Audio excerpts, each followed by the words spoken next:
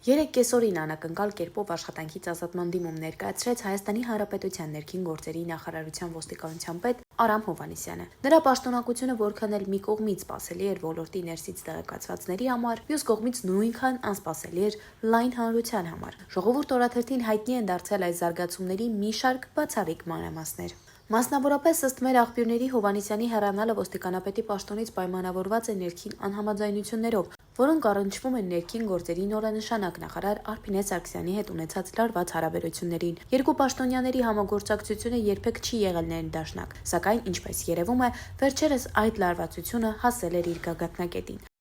Նախկին եւ ներկա սերունդների միջև վերջին լուրջ բախումը տեղի է ունեցել Ռուսաստանի արտգործնախարար Սերգեյ Լավրովի Հայաստան կատարած այցից հետո։ Այդ օրերին մի խումբ քաղաքական եւ քաղաքացիական ակտիվիստներ փորձել էին բողոքի ակցիա անցկացնել արտաքին գործերի նախարարության շենքի առջև։ Ոստիկանության արձագանքը ըստ իրավապաշտպանների եւ դիտորդների եղել են անհամաչափ ուղեկցված ուժի կիրառմամբ։